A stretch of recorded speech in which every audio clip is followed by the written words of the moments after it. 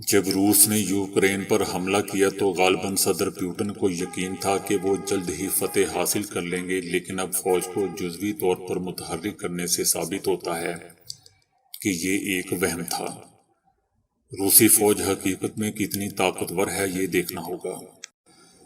Soviet union کے زوال کے بعد روس نے اپنی سپر پاور کی حیثیت کو برقرار رکھنے کی ہر ممکن کوشش کی، اور ایسا اقوام متحدہ کی سلامتی کونسل کے مستقل رکن کے طور پر بھی کیا گیا۔ آگے بڑھنے سے پہلے اگر ہو سکے تو لائک اور سبسکرائب کا بٹن ضرور دبا لیں۔ شکریہ۔ لیکن ہوا یوں کہ روس کی معیشت دن بدن کمزور ہوتی گئی اور وہ مغربی ممالک کی طرح ترقی کرنے میں ناکام رہا۔ تاہم اس کے باوجود روس نے ہمیشہ اپنے فوجی لحاظ سے ایک عظیم طاقت ہونے کا دعویٰ کیا۔ روس کے بارے میں کئی دہائیوں تک کہا جاتا رہا کہ اس کے پاس جوہری ہتھیاروں سمیت دنیا کی سب سے بڑی اور طاقتور فوج ہے۔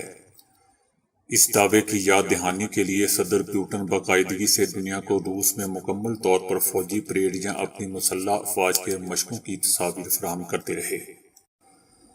لیکن فوج اصل میں کتنی طاقتور ہے اس کا مظاہرہ پریڈ کرنے سے نہیں بلکہ میدان جنگ میں مورچوں میں ہوتا ہے، اور مشرقی یوکرین کے مورچوں میں یہی مظاہرہ یوکرینی فورسز کر رہی ہیں، جن کا چند سال پہلے کوئی نام و نشان نہیں تھا۔ ایسا کیسے ممکن ہو سکتا ہے؟ کاغذات میں روسی مسلح دستوں کی تعداد 10 لاکھ ہے اور مستقبل میں 11 لاکھ ہونا چاہیے۔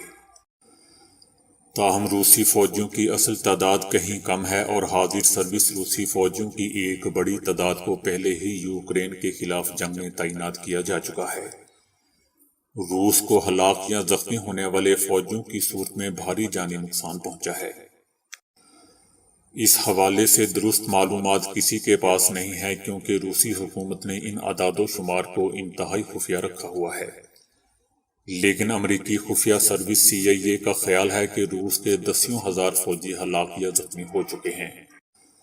روس کے پاس جنگ کے لیے کتنے تیار فوجیوں کے ذخائر ہیں اس کا حقیقت سے کوئی لینا دینا نہیں ہے۔ اب تک کی جنگ سے یہ پتہ چلتا ہے کہ دنیا نے طویل عرصے سے روسی فوج کی طاقت کے بارے میں غلط اندازے ہی لگائے ہیں۔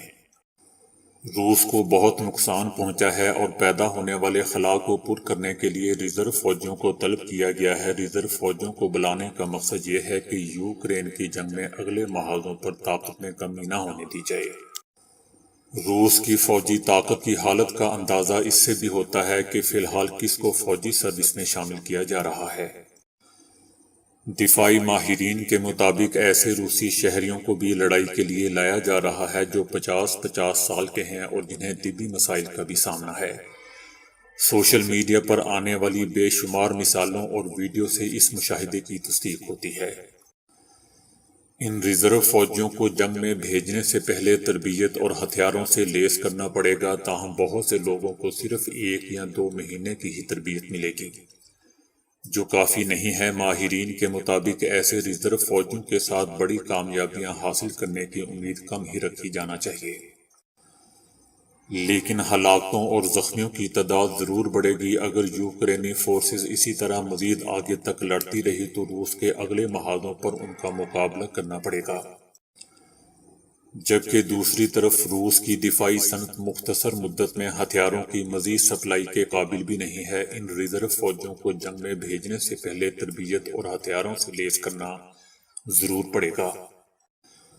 سوویت یونین کے دور کے پرانے ہتھیار اب بھی روس میں محفوظ ہیں، لیکن روس میں بدعنوانی بھی ہے، اور کوئی نہیں جانتا کہ ان میں سے کتنے ہتھیار بلیک مارکیٹ میں پہلے ہی فروخت کیے جا چکے ہیں۔